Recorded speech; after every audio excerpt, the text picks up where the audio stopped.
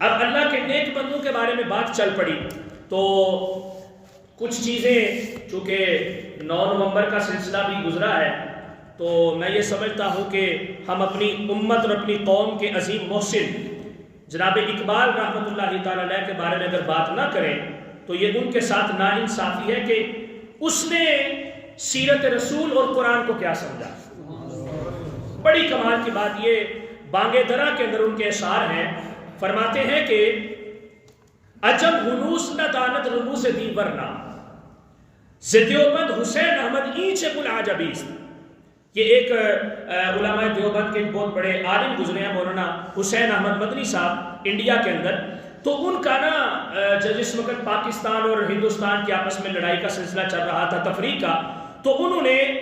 کہا تھا، ان کا جو ایک اندازہ تھا وہ یہ تھا کہ نیشنلزم جو ہے وہ بندے کے لیے بڑی کارآمد چیز ہے، اور نیشنلزم یہ سارے کا سارا جو انداز تھا یہ مغرب کا تھا، طاغوتی قوتوں کا تھا، گمراہ لوگوں کا تھا، تو ان کا یہ خیال تھا کہ نیشنلزم جو ہے یہ بندے کو پروان چڑھا سکتی ہے، لیکن وہاں پہ بات چل رہی تھی اسلام اور کفر کی، مسلمانوں کی اور ہندوستانوں کی، ہندوؤں کی اور مسلمانوں کی بات چل رہی تھی۔ تو علامہ اقبال نے کہا عجب ہنوز نہ دانت رموز دی ورنہ، کہ کیسی عجیب سی بات ہے کہ غیر عرب مسلمان ابھی تک دین کی حقیقتوں سے واقف نہیں ہیں۔ کتنی عجیب سی بات ہے کہ لوگ ابھی تک دین کی حقیقت سے واقف نہیں ہے کہ دین ایک بندے کو کیا معیار دیتا ہے۔ یہ نیشنلزم، یہ کامیابی، یہ قوت، یہ سب کچھ جو ہے یہ اگر کوئی بندہ حاصل کرنا چاہتا ہے تو وہ صرف اور صرف دامن رسالت مآب صلی اللہ علیہ وسلم میں ہے، اس کے علاوہ نہیں۔ کہتے ہیں اگر یہ بات اگر لوگوں کو سمجھ جاتی، ورنہ اگر یہ بات سمجھ آ جاتی دیوبند حسین احمد اینچ کل عجبیست، تو یہ جو اس نے بڑی عجیب سی بات کی ہے نا، اگر یہ لوگوں کو پتا ہوتا کہ دین کس طرح کا کامیاب مذہب ہے تو یہ لوگوں کو پتا چل جاتا کہ ہم اس طرح کی فضول باتیں نہ کرتے ہیں۔ آگے فرمایا سرود برسر منبر کے ملت از وطن نسل چے میں خبر سے مقام محمد عربیس، کہتے ہیں کہ انہوں نے منبر کے اوپر کھڑے ہو کے یہ بات کہہ دی کہ نیشنلزم لوگوں کے لیے کامیابی کا معیار ہے، اور موجودہ دور کے اندر عرب کی تعلیمات جو انگریز کی تعلیمات کے اوپر عمل کر کے پھر کوئی بندہ سمجھے مسلمان ہونے کے باوجود کہ میں کامیاب ہو جاؤں۔ فرماتے ہیں مجھے یہ بات سمجھ نہیں آتی کہ منبر رسول پہ کھڑے ہو کے، حضور کے منبر پہ کھڑے ہو کے کیسی انہوں نے بات کر دی ہے، کیسا انہوں نے ایک معیار پیش کیا ہے۔ آگے کمال کر دیا، فرماتے ہیں بمصطفیٰ برسا خیش را کے دی ہما اوز اگر پاؤں نہ رسیدی تمام بولا حبیث۔ فرماتے ہیں حضور علیہ الصلوۃ والسلام کا دین ہی وہ دین ہے کہ جو لوگوں کو سیدھا راستہ دکھانے والا ہے، کامیاب کرنے والا ہے، لوگوں کو عظمتیں دینے والا ہے، عزت اور مقام دینے والا ہے۔ وَلِلَّهِ الْعِزَّةُ وَلِرَسُولِهِ وَلِلْمُؤْمِنِينَ وَلَكِنَّ الْمُنَافِقِينَ لَا يَعْلَمُونَ۔ قرآن کہتا ہے ساری کی ساری عزتیں اللہ کے لیے ہیں، اس کے بعد اللہ کے رسول کے لیے ہیں، اور ان کی وساطت سے مومنین کے لیے ہے، لیکن منافق لوگ نہیں جانتے کہ عزت کس کا معیار ہے اور کون کس کو دیتا ہے۔ تو فرمایا بمصطفیٰ برسا خیشرا کہ دی ہما اوست، یہ راستہ، یہ طریقہ مصطفیٰ کریم علیہ السلام کا جو نشان منزل ہے، اور حضور کے مبارک قدم جس راستے کے اوپر چل رہے ہیں، وہ راستہ اگر کوئی بندہ اختیار کر لے تو وہ کامیاب ہو جاتا ہے۔ اگر باون رسیدی تمام بولا حبیث، اگر یہ راستہ، یہ دین، یہ وتیرہ، یہ طریقہ اگر ہم لوگوں کو نہ ملتا تو پورے زمانے کے اندر ابو لہب کی تعلیمات ہی پیدا ہوتی۔ ابو لہب کون تھا؟ حضور کا چچا تھا، اور اس نے دین کو معاذ اللہ مذاق سمجھا تھا۔ وہ انتہائی بخیل اور انتہائی تنگ دل اور تنگ نظر انسان تھا۔ واحد شخص ایسا ہے ابو لہب کہ جس کا نام لے کے اللہ تعالیٰ نے قرآن پاک میں اس کے اوپر لعنت کی ہے، اور پوری کی پوری ایک سورت 3 سے 5 آیات کی تبت یدا ابی لہب و تب، فرمایا ٹوٹ جائے اس کے ہاتھ، کہ جس نے یہ بات کہی کہ اے محمد کوہ صفا پہ ہمیں بلا کے تو ہمارے خداؤں سے ہمیں دور کر رہا ہے، میں پتھر اٹھا کے تیرا منہ کچل دوں گا۔ معاذ اللہ، فرمایا جن ہاتھوں سے اس نے پتھر اٹھا کے میرے منہ پہ، میرے مصطفیٰ کے چہرے کے اوپر مارنے کی بات کی ہے، میں کہتا ہوں اس کے ہاتھ ٹوٹ جائے، یہ کسی کام نہ آئے، یہ تباہ و برباد ہو جائے۔ ما اغنی عنہ مالہ وما کسب، نہ اس کا مال اس کو فائدہ دے گا، نہ اس کی اولاد اس کو فائدہ دے گی۔ یہ ہمیشہ کے لیے سیصلی نارا ذات لہب وامرأتہ، یہ بھی ہمیشہ شعلے بھڑکنے والی آگ کے اندر جلے گا، اور اس کی بیوی بھی شعلے بھڑکانے والی آگ کے اندر جلے گی۔ یہ واحد شخص ہے۔ تو فرمایا اس کی تعلیمات، اگر مصطفیٰ کا دین نہ ہوتا، اگر مصطفیٰ کا طریقہ نہ ہوتا، اگر مصطفیٰ کا معیار ایک زندگی کا نہ ہوتا جو اس نے لوگوں کو جینے کا طریقہ سکھایا ہے، تو اس معیار کے نہ ہونے کی وجہ سے پورے معاشرے کے اندر کفر ہی کفر ہوتا، اور سارے معاشرے کے اندر ابو لہب کی تعلیمات ہی ہوتی۔ یہ حضور کا فیض کرم ہے کہ آقا کریم علیہ السلام نے اپنی تعلیمات کے ذریعے سے لوگوں کو اسلام کی طرف راغب کیا۔ اب اقبال کی ایک آخری نظم آپ کے سامنے پیش کرتا ہوں، صرف اس اعتبار سے کہ ذرا دیکھیں تو صحیح کہ اقبال مسلمان کی تربیت کیسے کرتا ہے۔ اور بڑے سارے لوگ آپ سوشل میڈیا پہ دیکھتے ہیں، شکوہ بھی لکھا تھا، جواب شکوہ بھی لکھا تھا، جب شکوہ لکھا بڑے کفر کے فتوے اور بڑی ساری باتیں ہوتی ہیں، لیکن اس حقیقت کی طرف نہ جائیں۔ میں یہ بات عرض کرتا ہوں، جب اقبال انگلستان سے اور جرمن سے پڑھ کے واپس آئے نا، تو کسی نے ان سے سوال کیا جو آج میں اپنی زبان حال سے اقبال سے کرتا ہوں۔ میں پوچھتا ہوں اقبال کہ میری قوم کے جوان کو تو آسٹریلیا کا ویزا چاہیے، میری قوم کے جوان کو تو ان کا کلچر چاہیے، ان کی تہذیب چاہیے، ان کا انداز زندگی چاہیے، حالانکہ وہ پاکستان میں بیٹھا ہے، مساجد بھی ہیں، اذانیں بھی ہوتی ہیں، نمازیں بھی پڑھائی جاتی ہیں، خطبات جماعت بھی ہوتے ہیں، بڑی تبلیغ کا سلسلہ پاکستان میں چل رہا ہے جو کہ آزاد ریاست تھی اس اعتبار سے۔ تو اقبال آج کے بندے کو تو یہ کچھ چاہیے، پاکستان میں رہتے ہوئے تم نے تو ان کے درمیان زندگی گزاری، وہاں پہ پڑھا، وہاں پہ سب کچھ دیکھا، سب کچھ کیا، ہر چیز کو تم نے محسوس کیا،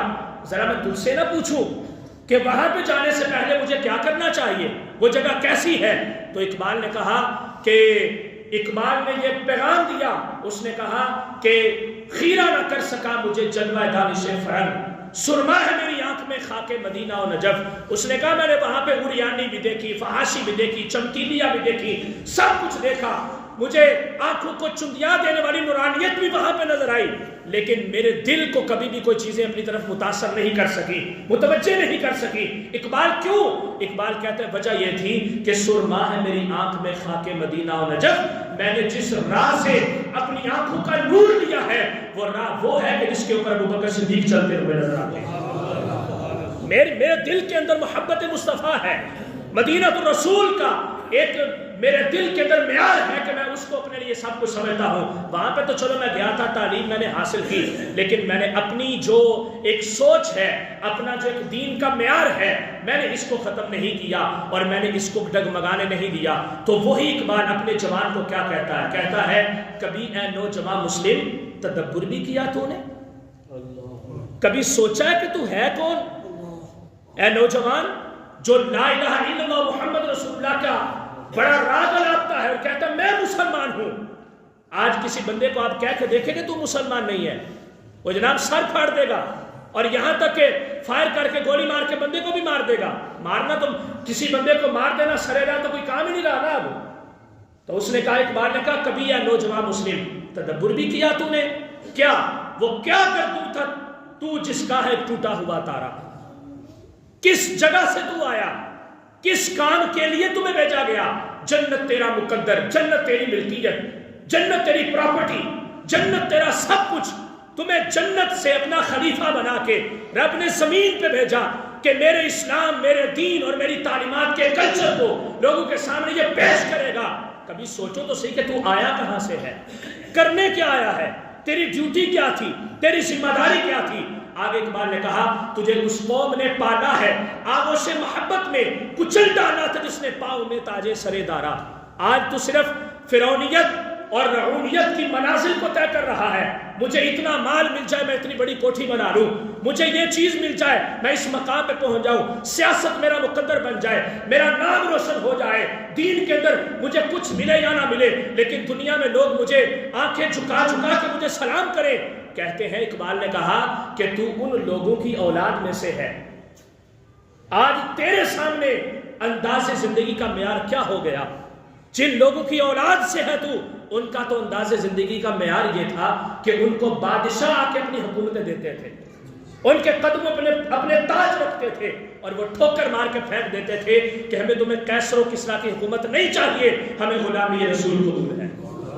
بڑا کچھ ان کو، بڑی لالچ، بڑی طلب ان کو دی گئی۔ اے نوجوان ذرا سوچ کہ تو کون ہے۔ پھر آگے اقبال نے کہا بڑا کمال، گدائی میں بھی وہ اللہ والے تھے غیور اتنے کہ منعم کو گدا کے ڈر سے بخشش کا نہ تھا یارا، کہ وہ کس حال میں بھی ہوتے تھے کبھی انہوں نے اپنی عزت نفس کو مجروح نہیں ہونے دیا تھا، کبھی اپنے مذہب کو تباہ نہیں ہونے دیا تھا۔ آج ہم لوگ کہتے ہیں کہ ہم مسلمان ہیں لیکن ہم ناکام ہیں، اچھے ایماندار تو اہل مغرب ہیں۔ آج ان کے راگ ہم اناپتے ہیں، ان کے طریقے کو اپناتے ہیں، ہم کہتے ہیں وہ ہم سے اچھے ہیں۔ اور بھائی سوچو تو صحیح کہ وہ ہم سے اچھے کیسے ہوئے؟ اقبال نے کہا وہ تم سے اچھے اس لیے بن گئے صرف تمہاری نگاہ میں، اللہ کی نظر میں وہ اچھے نہیں ہیں، لیکن تمہاری نگاہ میں صرف وہ اچھے اس لیے بن گئے کہ تم نے اپنے اسلاف کی جو ان کی طرف سے تعلیمات تھیں تم نے ان کو چھوڑ دیا، تم نے ان کے اوپر عمل کرنا چھوڑا۔ وہ جن کے روز سے زمین کانپتی تھی، وہ جن کے اشاروں پہ سورج چلتے تھے، وہ جو اس قدر ایماندار تھے کہ کبھی انہوں نے کسی غیر کے ساتھ بھی بے ایمانی کا مظاہرہ نہیں کیا تھا، آج تم نے ان کے کلچر کو چھوڑا جس وجہ سے تم ذلیل اور رسوا ہوئے اور وہ لوگ تمہاری نظر میں عزت پا گئے۔ تو کہا گدائی میں بھی وہ اللہ والے تھے غیور اتنے کہ کبھی بھی انہوں نے اپنے دین کا سودا نہیں کیا۔ پھر کہا، کہتے ہیں اگر چاہوں تو نقشہ کھینچ کر الفاظ میں رکھ دوں مگر تیرے تخیل سے فضول تر ہے وہ نظارہ۔ کہتے ہیں میں آج بھی اس بات کی ایبلٹی رکھتا ہوں، میرے پاس طاقت ہے کہ میں دکھاؤں تمہیں کہ زمانہ رسالت کیا تھا، میں دکھاؤں تمہیں ابو بکر صدیق، عمر فاروق، عثمان غنی، مولا علی کس طرح سے ادب کرتے تھے حضور کا۔ کہتے ہیں آج بھی میں تمہیں بتا سکتا ہوں کہ مغرب اس وقت بھی اسلام کے خلاف چالیں کرتا تھا لیکن مسلمانوں نے کبھی اپنا آپ بیچا نہیں تھا، بڑا کچھ دیا جاتا تھا مسلمانوں کو، بڑی لالچ، سب کچھ ہوتا تھا۔ میں آج بھی ایسا کر سکتا ہوں لیکن کیا ہے، مگر تیرے تخیل سے فضول تر ہے وہ نظارہ۔ آج اگر اس طرح کی باتیں کی جائیں تو لوگ کہتے ہیں کہ کیا دقیانوسی باتیں کرتے ہیں، ہمیں وہ سناؤ جس بات کی ہمیں سمجھ آ سکے۔ تو پھر بھائی سارا دین ہی چھوڑ دو، پھر کیا ضرورت ہے قرآن اور سنت کو اپنے گھر میں رکھنے کی، پھر کیا ضرورت ہے مسجد میں آنے کی، پھر کہو نہ کہ نماز بھی اس دور میں تھی، پھر کہو نہ کہ مولوی نے بس ایویں رولا ڈالا ہوا ہے جبکہ لوگ کہتے بھی ہیں۔ اقبال نے کہا میں بھی مولوی ہوں، میں تمہیں بتاؤں، تمہیں قرآن پڑھ کے تمہیں بتاؤں، حدیث پڑھ کے تمہیں بتاؤں کہ کیا کلچر تھا اس دور کا، کیا تہذیب تھی، کیا انداز تھا ان کا زندگی گزارنے کا، لیکن میں تمہیں بتا نہیں سکتا کیونکہ تو ان باتوں کو تسلیم کرنے والا ہی نہیں ہے، تو ان کی طرف توجہ کرنے والے، تیرے تخیل، تیرے خیالات، تیری سوچ سے بالا تر وہ چیزیں ہیں۔ آگے اقبال نے کہا گوا دی ہم نے جو اسلاف سے میراث پائی تھی، گوا دی ہم نے، ہمیں جو کچھ بھی ملا تھا بزرگان دین سے، اولیاء اللہ سے، اسلاف سے، صحابہ سے، اہل بیت سے، اور سب سے بڑی بات جناب محمد رسول اللہ صلی اللہ علیہ وسلم سے جو کچھ بھی ہمیں ملا تھا، اقبال نے کہا گوا دی ہم نے جو اسلاف سے میراث پائی تھی، سریا سے زمین پر آسمان نے تمہیں دے مارا۔ اب رسوائی تمہارا مقدر ہے، پریشانی تمہارا مقدر ہے، معیشت کی تنگی تمہارا مقدر ہے، بے سکونی تمہارا مقدر ہے۔ اس کی وجہ یہ ہے کہ تم نے ابو بکر صدیق کی تعلیمات کو چھوڑا ہے، رب کے ساتھ شکوہ کرنا شروع کیا، رب کے ساتھ اعتراض کرنا شروع کیا، اپنی قسمت کو کوسنا شروع کیا، اللہ کی رضا کے اوپر راضی رہنا چھوڑ دیا تم نے، جس وجہ سے آج تم ذلیل و رسوا ہو۔ اور آگے کہا مگر وہ علم کے موتی، کتابیں اپنے آبا کی، جو دیکھا ان کو یورپ میں تو دل ہوتا ہے سی پارا۔ یہ بتایا اقبال نے کہ وہ کامیاب کیسے ہوئے، اور وہ کامیاب کیسے ہوئے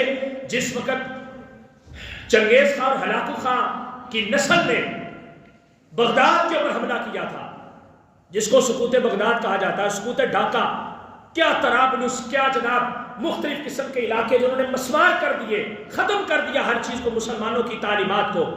کچھ کتابیں انہوں نے اٹھائیں سمندروں میں پھینک دی، جلا دیے کتب خانے، وہ ہمارے بزرگان دین کی ہاتھوں کی لکھی ہوئی کتابیں سمندر میں جب بہی تو سمندر کا پانی کالا سیاہ ہو چکا تھا ان کی سیاہی کی وجہ سے۔ کیا ذخیرہ تھا ہمارے اسلاف کا جو ان لوگوں نے تباہ و برباد کیا، اہل مغرب نے، جن کے اوپر ہماری بقا کی بنیاد تھی، جن کے ذریعے سے ہم نجات حاصل کر سکتے تھے۔ اور کچھ کتابیں جو ان کو کام آ سکتی تھی وہ ہمارے بڑوں کی لکھی ہوئی کتابیں